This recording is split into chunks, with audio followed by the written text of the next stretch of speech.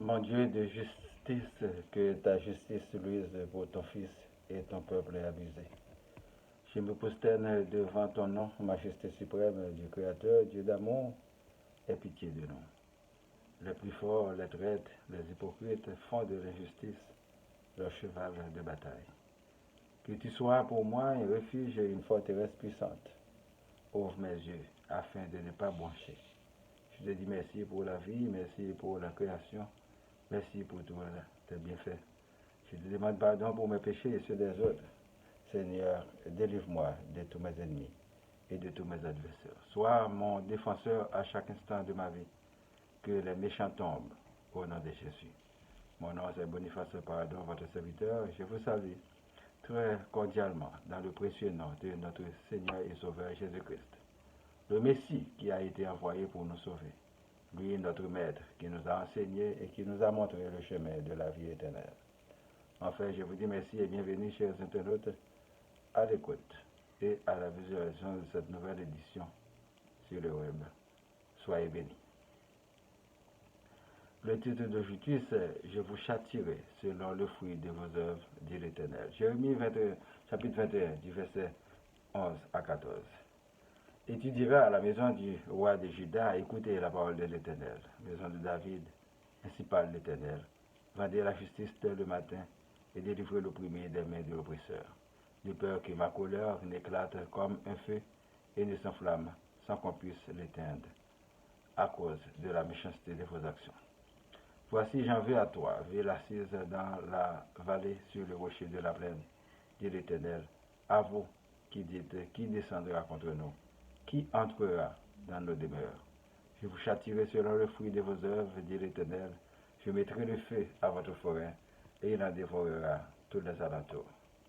Pour la prédication, mes frères et sœurs dans le Seigneur, que la grâce et la paix de Dieu soient toujours avec vous. La justice et l'éducation élèvent une nation, tandis que l'ignorance et l'injustice exterminent une nation. La parole de Dieu est la vie et donne vie non seulement sur le point spirituel, mais nous aide à construire, à bâtir une atmosphère agréable autour de nous. Elle nous aide à améliorer notre façon de vivre. Elle nous aide à nous enrichir en pratiquant le développement dans notre ville et dans nos pays et à agir en bons et honnêtes citoyens. Aujourd'hui, nous constatons un grand échec de l'évangélisation dans le monde. La vérité n'est pas partout prêchée à cause de l'ignorance et des intérêts personnels et du groupe. Quand l'homme se laisse emporter seulement par le pouvoir et la richesse, mais l'amour véritable est absent, on aura toujours les résultats médiocres qu'on a aujourd'hui. Tout se fait au nom de Dieu, mais Dieu n'en reconnaît aucun. En fin de compte, la réponse est nulle.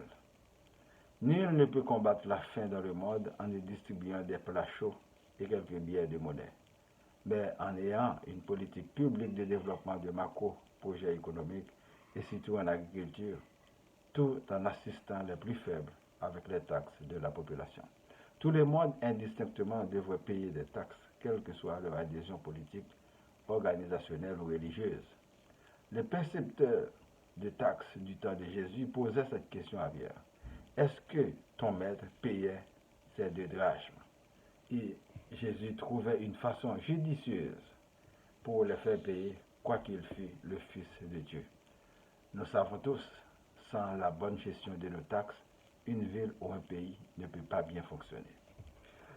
La justice que nous exigeons fonctionne avec les taxes de la population. Tous les fonctionnaires sont payés avec leurs taxes. L'éducation est largement subventionnée à partir de nos taxes. Si nous arrivons à mettre nos devoirs au propre en pratiquant l'honnêteté et en faisant bouger notre conscience, nous parviendrons à résoudre beaucoup de problèmes chroniques. L'honnêteté et la conscience sont des armes pour combattre la corruption, et ce sera le véritable amour du prochain. Si nous croyons en Dieu, il nous délivrera de la main des oppresseurs comme le peuple Israël. Prenons l'exemple du peuple Israël. D'après l'historicité biblique, Moïse n'avait la foi qu'en l'Éternel Dieu et il a réussi son coup. Où est passé notre Dieu aujourd'hui? N'êtes-vous pas dans l'erreur en courant après n'importe qui pour se faire avoir? Les autres nous donnaient-ils vraiment la parole de Dieu pour nous sauver ou pour nous maintenir dans la misère en pratiquant la politique diviser pour régner. Nous sommes très forts à pratiquer des religions avec une mentalité d'esclave, pour toujours la tête inclinée vers le bas et incapable de réfléchir. Dieu donnait des directives à Moïse, son serviteur. Pourquoi il ne nous dicte pas quoi faire? Nous ne l'écoutons pas à cause du manque de la foi? Nous périrons tous. Le brasier de feu qui ravage la forêt ravagera tous les alentours, nous dit l'Éternel. Nous avons une chose à faire, rendre la justice aux innocents afin de calmer sa fureur.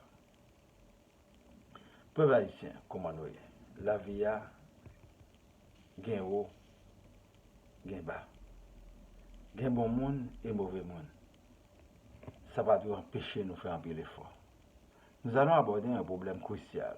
Tout le monde parle du canal sur la rivière Massacre.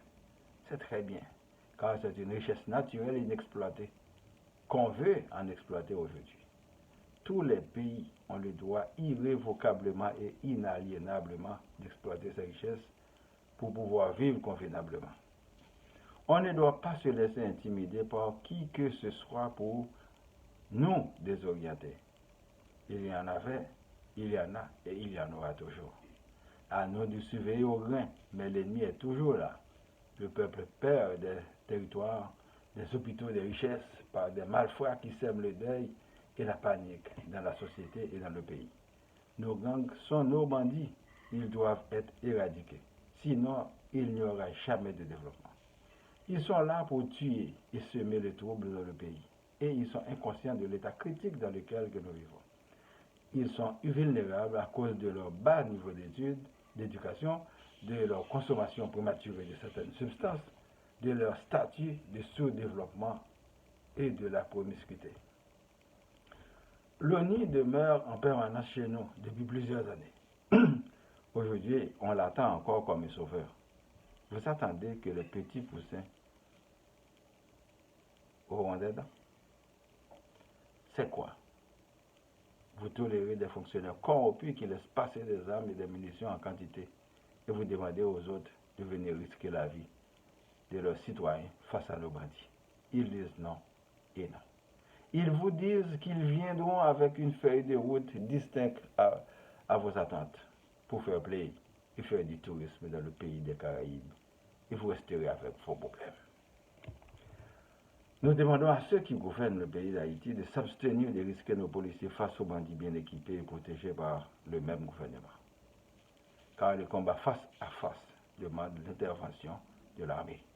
Préparer nos militaires et donner des équipements et des matériels de combat pour déloger les bandits, puis s'installer en chef, si vous avez la bonne volonté de faire quelque chose. Nous ne savons pas comment et quand vous devriez organiser des élections dans tout le pays. Il faut que les élections se fassent pour un nouveau départ. Depuis 2018, vous bloquez le pays pour s'accaparer du pouvoir et vous voilà au pouvoir, vous ne pouvez pas débloquer le pays. Vous êtes des incompétents, des menteurs, des pilleurs, des criminels et des nuls. Nous demandons à Dieu de nous délivrer de tout danger, de tout mal, de tous nos ennemis et de tous nos adversaires. Que le Seigneur Jésus nous sauve, que l'Esprit Saint nous éclaire le chemin. Prions pour moi, ma famille, vos familles, les membres du groupe Spiritualité, les amis, les personnes malades, les familles éprouvées, les démunis, les chômeurs, les personnes vulnérables, les minorités visibles, les prisonniers, les leaders, les villes Laval, Montréal, Québec, Canada et le monde entier. Que la paix soit sur le monde. Et citons notre Père qui es aux cieux, que ton nom soit sanctifié, que ton règne vienne, que ta volonté soit faite sur la terre comme au ciel. Donne-nous aujourd'hui notre pain de ce jour. Pardonne nos offenses comme nous pardonnons aussi à ceux qui nous ont offensés. Ne nous laisse pas entrer en tentation, mais délivre-nous du mal. Car c'est à toi qu'appartiennent le règne, la puissance et la gloire, au siècle des siècles. Amen. Je vous souhaite de passer une bonne journée et une bonne semaine. Lisez et méditez toujours sur la parole de Dieu. C'est votre serviteur, Boniface Pardon. Merci et à la prochaine. Au revoir.